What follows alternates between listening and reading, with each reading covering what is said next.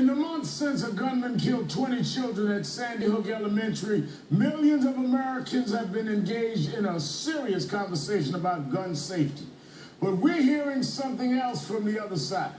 A group of gun supporters is organizing a gun appreciation day for this Saturday. They want people to bring their copies of the Constitution to gun stores, firing ranges, and gun shows all across the country.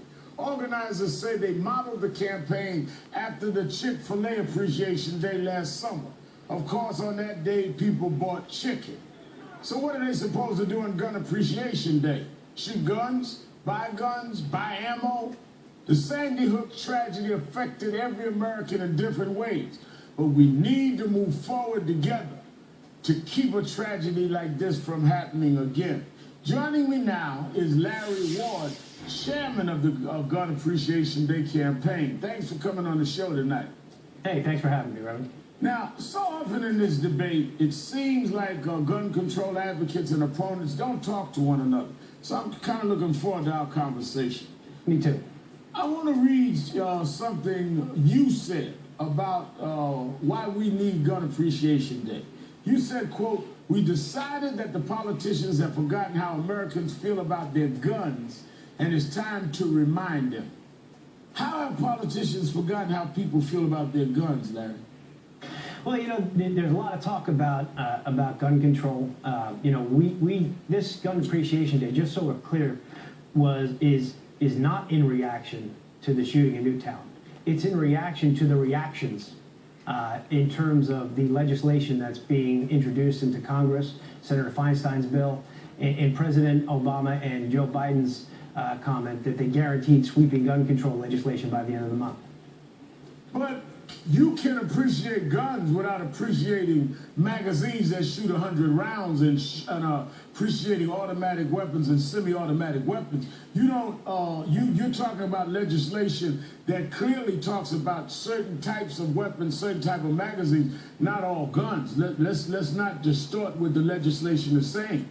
Well, in Dianne Feinstein's bill, in the summary that I've read, you know, she lists handguns as you know, handguns that are semi-automatic, which are the majority of handguns that are sold in this country, in her proposed legislation. So, you know, we are talking about, you know, the guns that people use on a regular and everyday basis to defend their homes and defend their families. Well, it hasn't been introduced yet. We don't know what the final bill will say, but let's just cut to the chase. Are you supporting on Saturday, on Gun Appreciation Day, automatic weapons and magazines that go with 30 to 100 rounds? Is that part of Appreciation Day? Well, you know what? I believe that right now, any ban on a semi-automatic weapon would not have you know, changed the outcome of what happened in Newtown. Would not have changed the outcome of what happened in Aurora. We have so many laws in the books right now for gun control. We have I think close to 20,000 laws in the country, and those 20,000 laws, they failed in Aurora, they failed in Newtown, and they failed, quite frankly, in we don't have laws though banning the semi-automatic weapons and the magazines. I'm asking you again, will you be supporting that on Saturday on Gun Appreciation Day?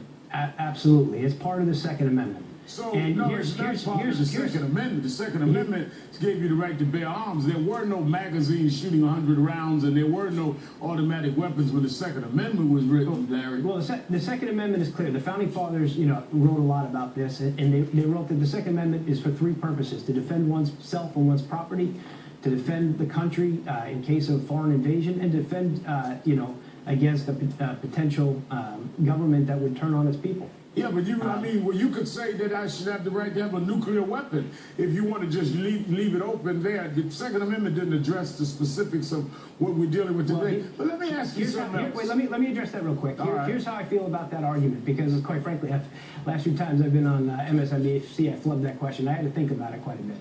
I believe that the issue of, you know, rocket launchers, should we have nuclear bombs, should we have this? I believe that any weapon that the United States government engages its citizens with should be open for the citizens to be able to buy and protect themselves from. Including rockets and nuclear bombs. Well, they don't, we don't engage, the United States doesn't engage its citizens with rockets and nuclear bombs. They engage them with weapons, assault rifles. And if they decide not to engage them with assault weapons or magazines, it would be the same as not engaging them as nuclear bombs. So I think you fudged that one again. But let me ask you something else. We're going to run out of time. Sure. You got a lot of attention for something you said Friday on CNN. Sure. When you were asked about holding Gun Appreciation Day the weekend before Dr. Martin Luther King Day, let's listen to what you said. I believe that Gun Appreciation Day honors the legacy of Dr. King. And I think Martin Luther King would agree with me, if he were alive today, that if African Americans had been given the right to keep and bear arms from day one of the country's founding, perhaps slavery might not have been a chapter in our history.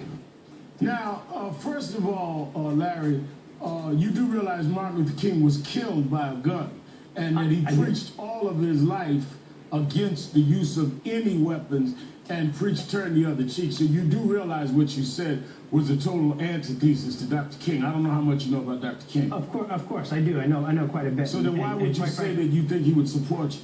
Well, not only do I stand by my statement that Martin Luther King Gun Appreciation Day honors the legacy of Martin Luther King, but also the entire civil rights movement. We have, the great Ida B. Wells said a Winchester rifle should be in a place of honor in every black home. No. Wait a minute. We're talking about Martin Luther King weekend.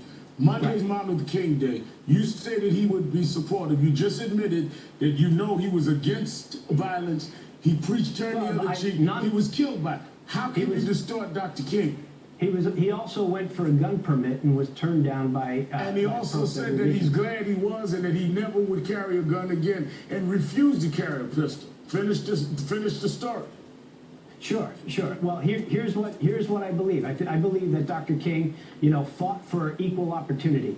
And we look at cities like Chicago and New York that have a majority of minorities in it right now. And those cities themselves do not grant the same access, the same equal opportunity that perhaps somebody in Texas would have to defend themselves. But Dr. King was against violence. Do you understand how despicable it would be to members of his family that saw their father killed by gunfire for you to say that you are in some way continuing his legacy on King Weekend by doing Gun Appreciation Day when he preached against that and died from a bullet wound? Then to say that there wouldn't have been slavery if slaves had the right to gun. Slaves didn't have any rights. They didn't have the right to marry. They didn't have the right to name their children after them. Why would they have rights to guns? And in fact, when there were insurrections, and there were many, let me show you, there were insurrections, they were all put down violently. Are you aware of, there were the 1811 rebellion in 2 parishes near New Orleans, 1816 rebellion in Fort Blunt, Florida, 1831 rebellion led by Nat Turner in Virginia. There were slave rebellions, all of them put down. But the fact that Africans were brought here against their will and made slaves, it was not like they had an option of any right, including wages. So, I mean, either you don't know the history of slavery and understand the nuances, or you were just dealing in some hype. I mean, answer why you would even think to bring up Dr. King and slavery in the context of your position. You have the right to your position, but we don't have we have the right to different opinions, but we don't have the right to change facts. Look, the fact is that gun ownership is a civil right. It's a civil right for every American to be able to defend themselves. And currently, I believe that the civil right is not being equally, equally treated amongst everyone in America. The people in Chicago, the people in New York, the people in Washington, D.C., they don't have the same rights as granted by the Constitution as other people in the country to defend. So then why don't we give them all equal rights of having gun control? We all have the right now to ride the front of the bus. It doesn't mean that I can go on the bus and drive the bus. It doesn't. The right to bear arms doesn't mean you have the right to bear any arm and to bear magazines and to bear automatic weapons. You made a point earlier. If the United States, in my opinion, this is just me, if the United States wanted to ban assault weapons, well, the government should go first. And turn in all of their assault weapons, and that they engage the American people. So citizens should have the rights that the government has for military.